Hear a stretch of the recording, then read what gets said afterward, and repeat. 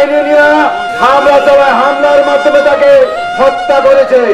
রুবেল রায়পুরা থানার একজন শীর্ষ সন্ত্রাসী সুমন ওই জায়গায় তাকে হামলার মাধ্যমে হত্যা করেছে।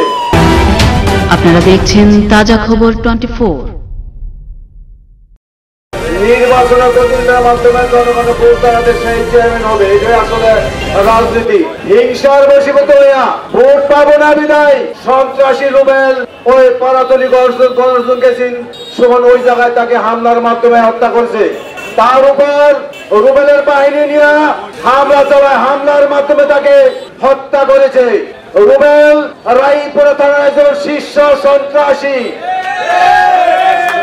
সে বাবার গডফাদার, গাজার গডফাদার, ভূমিদস্যু, অস্ত্র চালানকারী, সে রায়পুরার জনগণের একটা আতঙ্ক।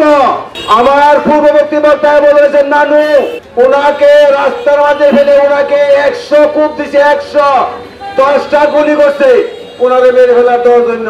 তারপর ওনার জায়গা দখল করিয়া ওনার জায়গার মধ্যে আজকা সে বাড়ি বানাইছে, এটার নাম দিছে তস্তাসেল। দ্বিতীয় নাম হলো বাগান বাড়ি।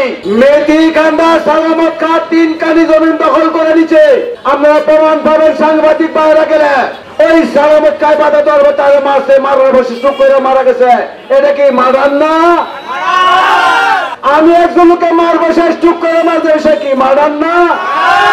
সুমনকে দৌড়াইছে আর বাইরেছে, সুমন স্ট্রোক করে মারি, এটা কি মাঠান না?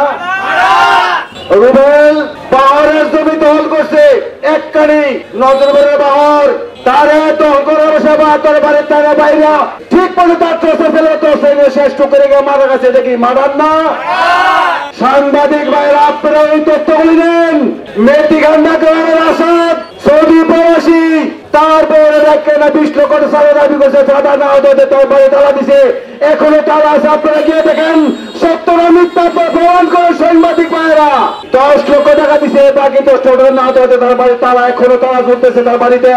নজরবর সামানি চাইলে গরিব মানুষ, তার ফার্স্ট জায়গা, ওই জায়গা সে দল করে সবাই স্টুক করে মারা গেছে, এটা কি মারান না? শিরু মাস্টার নামে নজরবর হোসেনের বাড়ির কাছে বাড়ি, রুবেলের বাড়ির কাছে বাড়ি, ওই শিরু মাস্টারের বাড়ি সে দখল করছে। ওই বাড়ি রুবেলের দোতলা বাড়ি, সে উৎস কোথায় হয়েছে? সেই একজন গাঁজা ব্যবসায়ী, মাদক ব্যবসায়ী, অস্ত্র ব্যবসায়ী, আলো ব্যবসায়ী, সে দোতলা বিশাল বড় আলিশান বাড়ি কোথা থেকে পড়ে উৎস, সে কোথায় পেল? বাগান বাড়ি নামে একটা বাড়ি বসে গিয়ে দেখেন আপনার আলিশান বাড়ি, সে টাকা কোথায় হয়েছে, উৎস কোথায় হয়েছে? তার বাপে ব্যস্ত করা হজরত, তার বাপে দুধটা মারার করছে, সিরাজের মারার করছে, বৌমি কাশেম মারার করছে। সেই পুলিশ থেকে রুবেলের সন্ত্রাসী বাহিনী থেকে নিয়ে কতগুলি মারার করছে। আপনারা প্রশাসন কি ঘুমায় থাকেন? দেখেন না আপনারা? আপনারা যান ওগুলো দেখেন, প্রতিবাদ করেন।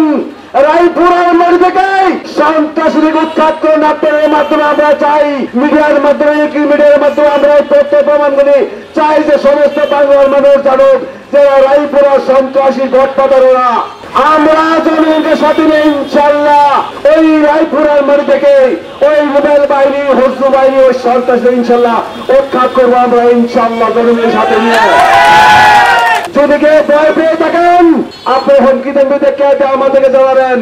কে হুমকি দেয়? তার বাহিনী কোথায় কোথায় আছে? কে হুমকি দেয়? হুমকি দাতাকে, অর্থদাতাকে আপনার সাবধান হয়ে যান। যদি কেউ আপনারা তাদেরকে সহযোগিতা করেন, অর্থ দেন, কোন ফোনে খবর দেন, আমরা কিন্তু অনেকের মোবাইল কিন্তু ট্যাগ করতেছি, কিন্তু অনেকের মোবাইল ট্যাগ করতেছে, কিন্তু তাদেরকে সাথ দিব না আমরা। রায়পুরার মাটি থেকে জনগণকে সাথে নিয়ে পার্থর উপরে হামলা করে, জানেন আপনারা? জানেন পার্থর হামলা করছে না? ওই সুমনকে হত্যার পরে ওরা আইসা মিছিল থানায় গেছে, তামা দেওয়ার জন্য থানা থেকে মিছিল হয়ে গেছে। ওই গ্রামে গিয়ে পার্থকে মারার জন্য হুমকি দিছে, পার্থকে বসে দিছে রাম খান, পার্থকে মেরে ফেলার জন্য হুমকি দিছে। রাজু সাহেবের ছেলেকে তারা গেছিল গেট ভেঙে হতো, গেট ভেঙে পাত্রকে মারা হতো। কোথেকে ভাই তারা সাহস? কোথা থেকে? কে তারা? তাদের মদতদাতাকে তাদেরকে বাদ করতে হবে, রায়পুরা মাটি থেকে চিহ্নিত করতে হবে। মদতদাতাকে কে তাদেরকে মদত দেয়? ওই সন্ত্রাসীদেরকে রাজুভাইয়ের নেতৃত্বে, প্রাক্তন নেতৃত্বে সমস্ত আওয়ামী লীগ, যুবলীগ, ছাত্রলীগ, কৃষক লীগ, জনগণকে সাথে নিয়ে আমরা রায়পুরা মাটি থেকে ইনশাল্লাহ ওই সন্ত্রাসীদের উৎখাত করবো, উৎখাত করবো, উৎখাত করবো।